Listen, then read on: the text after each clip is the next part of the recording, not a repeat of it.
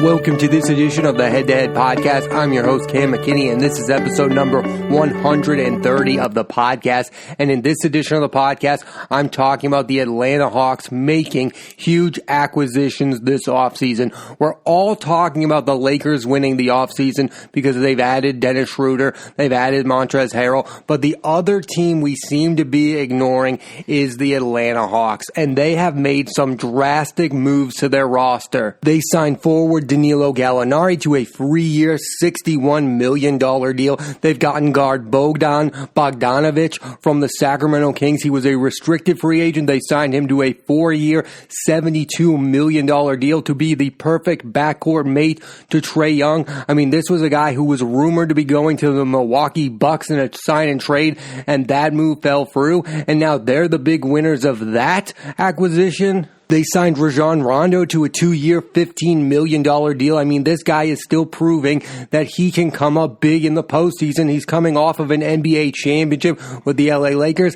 And in an underrated move, they signed backup point guard Kris Dunn to a 2-year deal. This is one of the better defensive guards in the league. He's not a good scorer, but he is really good defensively. And all of those acquisitions are to go along with their young core, led, of course, by Trey Young, and also includes John Collins, who's a really good big man, Cam Reddish, who is a rookie who's only going to get better, and Clint Capella, one of the best rebounding bigs in the NBA. Oh yeah, a lot of people have forgotten that the Atlanta Hawks were the one who got Clint Capella. This roster looks really good on paper. That doesn't necessarily mean it's going to work out, but I absolutely love the offseason moves made so far by the Atlanta Hawks. They have Trey Young. They have this special one-of-a-kind player who has unlimited amount of range and can seemingly score the ball at will. This is the best rebuild happening in the NBA right now. This is what most teams should do when they get these young players, and that's why it's maddening to watch young players be the best player on some of these teams. You see Karl Anthony Towns in Minnesota. They tried to build around him, but they didn't do it properly. You've seen Philadelphia fail to build a good enough team around Ben Simmons and Joel Embiid because they're putting all of the pressure on those two players. You see the same thing happen in Phoenix with Devin Booker. All the pressure is on Devin Booker to shoot the lights out, and the exact same thing's happening with the Utah Jazz and Donovan Mitchell. Way too much pressure is put on those young players, and the Atlanta Hawks are making it so not all of the pressure will be on Trey Young. He can score 29 points a game. He did that his second season in the NBA. We all know how good Trey Young is. Now build around him and build a team where he doesn't have to score 30 points a night for you to win a basketball game. Make having Trey Young a luxury and not a necessity, if you know what I mean. Like, have good enough players around him where you are still a quality enough basketball team when he's not shooting the lights out. It's funny when we think back about all those comparisons to Steph Curry. We're like, Trey Young is this Steph Curry. He's got unlimited range. Well, guess what? Steph Curry was never really asked to carry a bad basketball team. He already had Klay Thompson. They had Draymond Green. They went out and made huge acquisitions like an Andre Iguodala. Steph Curry is the best player on the Golden State Warriors, and he was when they were winning championships, but they had other talent around him, so it was special. And again, he was the X factor for them winning championships, but they had a really good basketball team around Steph Curry. I think that's what the Hawks are seemingly building towards, having a really good team around Trey Young where he can be that X factor. You're not maybe going to win a ton of games with Trey Young having to carry the majority of the load, but when he has pieces around him like Gallinari, like Bogdanovic, he should shine in those games, and you're going to see Trey Young, I believe, absolutely shine with those pieces around him. Now you have other ball handlers like a Rajon Rondo. Trey Young can play more off the ball and shoot the lights out from free. Why I'm such a fan of this rebuild is that they found their corner piece in Trey Young, and they're going to build around him. Yes, I know a lot of people say the Atlanta Hawks should have Luka Doncic right now, and maybe they'd be better off for it, but you can't deny the talent that Trey Young has. He scored 23 points his rookie year and 29 points his second year, and now they have those pieces around him. Again, Bogdan Bogdanovic is the perfect backcourt mate for Trey Young. He can maybe become that like Klay Thompson guy for Trey Young, Steph Curry. Again, that's the best case scenario, and it's probably not going to play out that way, but it is a good counterpoint to think of. They're trying to build their version of that. And then you have Clint Capella. Again, the Rockets had their best seasons with Clint Capella as their big man. I get that the Rockets tried to play small ball, and a lot of people say Clint Capella is not the perfect big for today's NBA. I think that's stupid. Have a guy who can play defense and get the rebounds. And I've always been a fan of Gallinari going back from his days with the Knicks and the Nuggets, and he had a really good season with the Clippers and the OKC Thunder. And again, the only issue with Gallinari is him staying healthy. He's had some issues when it comes to injuries, but it's a really good addition because he can shoot the lights out and he can play the power forward or the small forward position. And then you have John Collins, who might be one of the most underrated bigs, and maybe the Hawks will trade because they don't really need him now that they have Gallinari. He might be the guy who goes, but this is a guy who can score 19 points a game. I just think we've come to this point in the NBA where it's great to have that superstar player, and Trey Young is that superstar player, but I think you can get trapped in that thought of thinking that he can do it all alone, and you saw that with Russell Westbrook in the OKC Thunder. He was doing everything. He was scoring the triple-doubles. He was winning MVPs. We were like, man, this guy can do it all. But then when it came down to postseason time, he wasn't able to come through because he didn't have enough talent around him. He was being asked to do too much. You don't want to ask Trey Young to do too much because it does two things. It makes Trey Young not look so very good when they don't make the postseason, and you think of him as not the all-star caliber player that he is.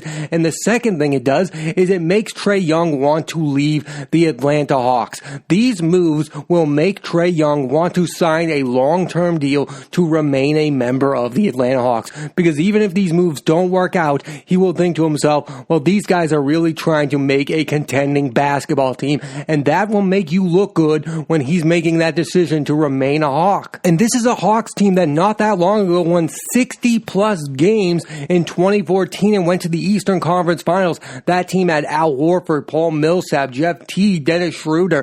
This isn't that long of a rebuild. It's the rebuild that I prefer over the Philadelphia 76ers. Now, you could argue that the Hawks did tank like the Sixers, but one thing I think that the Hawks are doing way faster than the Sixers is they are identifying the centerpiece to their rebuild, and they're building around him. The Sixers got their two players in Joel Embiid and Ben Simmons and haven't quite decided who to build upon. They have this back and forth of, is it Ben Simmons' team? Is it Joel Embiid's team? They won the lottery and then didn't build around those players properly. And these are also moves that will help Trey Young get better because, again, all the pressure will not be on him. Maybe he'll be able to shoot more efficiently from free now that he's not asked to do everything. He doesn't have to carry the team. He can be that X factor on a good basketball team instead of the savior of a bad one, because that's how you get players to not like the situation they're in. Just look at Anthony Davis wanting to leave the Pelicans.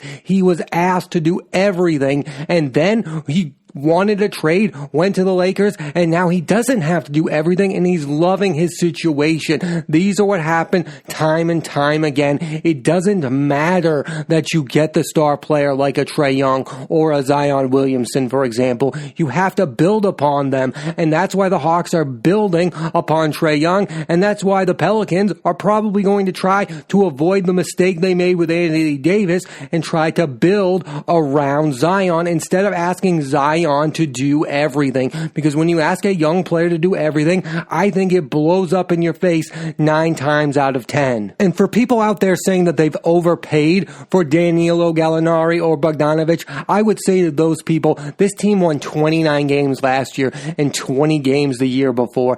They need to make that improvement. They need to start the building process now to becoming a contending baseball team, because it will probably be a slow burn. I like these moves, but but I don't see the Hawks going from a 29-win team to a 50-win team. Next year, they should try to get that 500 mark. I think that would be a huge victory for the Atlanta Hawks. They're not building a championship team right now. They're building a consistent franchise that has the opportunity to win every game. They no longer want to be the doormats of the Eastern Conference. And I'll predict this. I think the Atlanta Hawks have a chance to make the postseason next year. I think that door is open, especially with these moves. I think these are some big-time moves. If Gallinari is healthy throughout the whole year, that's a huge addition. Bogdanovic should have better numbers with the Hawks than he had with the Kings. Rondo will have some really good games like he does every year. He won't be consistent all the time, but he'll shine in those big moments. This has been a big-time offseason for the Atlanta Hawks. Again, they've had the second best offseason of any team in the NBA, not named the Los Angeles Lakers. That's, in my opinion, they've had the second best offseason to the Lakers. They've made all the right moves. But again, that doesn't mean it's going to work out for them, all of these moves. It doesn't mean that they're going to become instant contenders. I said the same thing about the Utah Jazz last year. They brought in Mike Conley. I thought they were going to be a much better team, but those pieces didn't work around them, and Donovan Mitchell still had to carry the majority of the load. But I do like these moves better than the moves that the Utah Jazz made, because these moves, some of them are younger, like Bogdanovic and Trey Young have the chance to be a backcourt duo for the next 8 to 10 years. Gallinari, yeah, it's just a 3-year deal. It's not that big of a risk. And yeah, bringing in a guy like Rondo, it's like there's no risk there. It's probably going to work out for you in some way or fashion. He's been a pretty good role model on some of these younger teams. He was with the Pelicans when they had Cousins and they had Davis, and he did really well there. He was with the Kings when they had DeMarcus Cousins. He was with that young Chicago Bulls team that might have beaten the Celtics in the first round if Rondo had not gotten hurt. I think Rondo has really done well as a mentor veteran player on some of these younger teams. It's a really good acquisition to get Rajon Rondo. And then Kris Dunn, again, he's just a good defender. You're not asking Kris Dunn to be a centerpiece of your organization like he was asked to do on the Bulls or the T-Wolves. He's just a role player, and I think he'll do quite well in that role. And you have some trade pieces if you don't want to keep this group together. I mean, Trey Young is really the only untouchable. You could move a John Collins. You could move a Clint Capella if he's no longer in your future plans. Those are the type of moves. Like, this doesn't mean it's the end for the Atlanta Hawks. They have pieces that other teams would want now. Other teams would want a Capella, and other teams would surely want a John Collins. You have a great mix of young players and veteran talent. Like, those are the type of teams you don't see a lot of anymore in the NBA. It's basically all old guys or all young guys, and sometimes when you do have that mix, it doesn't really work out. Think of that Celtics team when they had Jason Tatum and Jaylen Brown, and they didn't really get along with the veterans like Kyrie Irving or Marcus Morris. Like, some of those moves don't work out. This might not work out for the Hawks. Maybe they're not invested enough in their young players. Maybe they brought in too many veterans.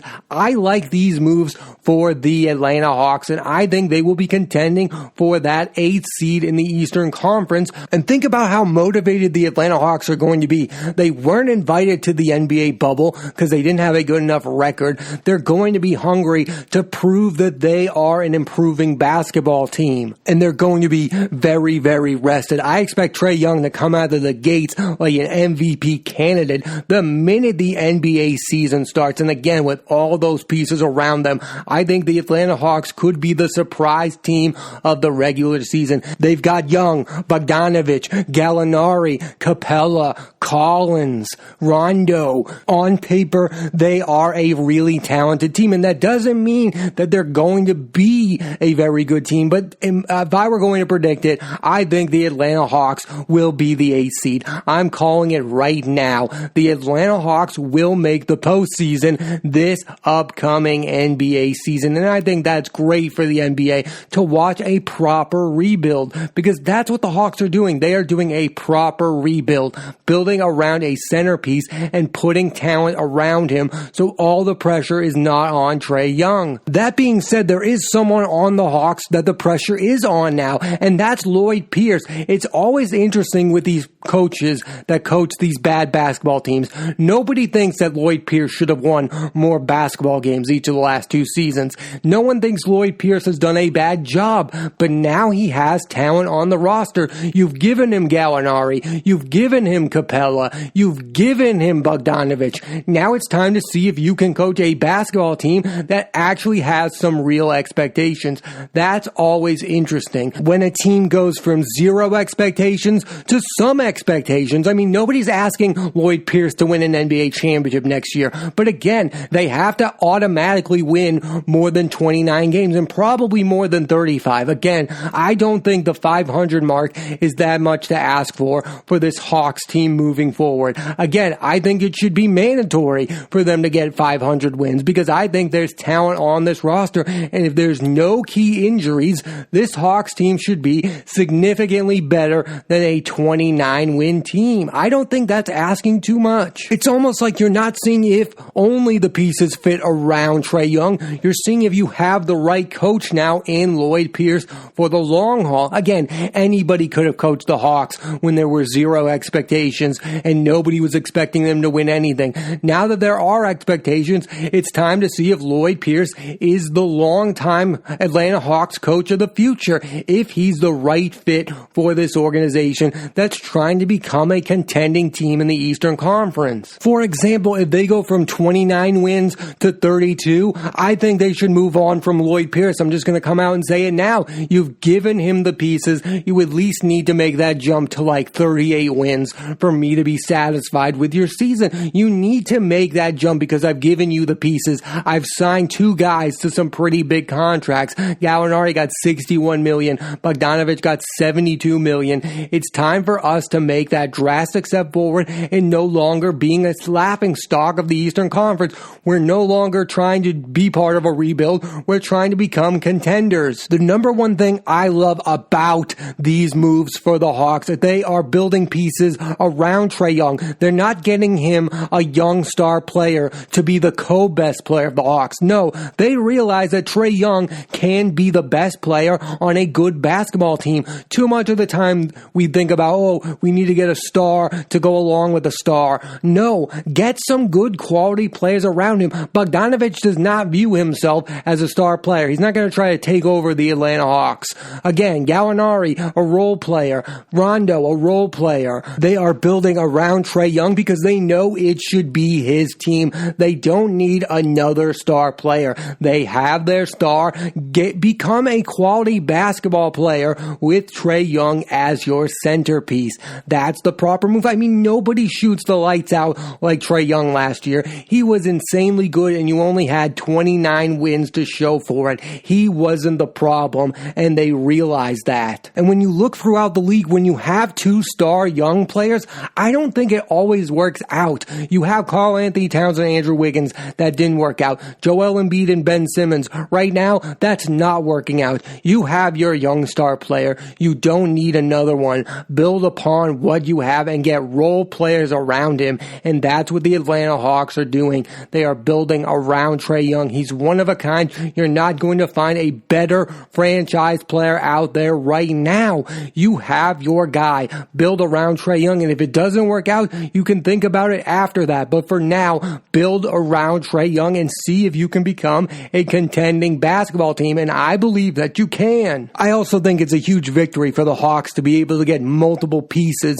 instead of paying for one max free agent. Like if their entire offseason was going to be signing Gordon Hayward to that 4-year, $120 million deal, then I think the Hawks lucked out by avoiding that. And instead, they were able to get Gallinari, Bogdanovic, Rondo, and Kris Dunn. If 2 of those free pieces work out, you're in business. Maybe not all of them work out, but you're not relying on that one key free agent. Again, if you had invested it all in Gordon Hayward, who had health injuries, then that's not a safe bet. But again, Gallinari, who does have some health injuries, but you've got Bogdanovic. Bogdanovic might be the key here. Again, he almost went to the Bucks and that trade got nixed, and you ended up getting him. He might end up being the perfect backcourt mate to Trey Trey Young. This has been quite an offseason for the Atlanta Hawks, and we're not really talking about that because everyone's talking about the Lakers. And yes, the Lakers might be the team that goes on and wins a second championship, but the team that improves the most, in my estimation,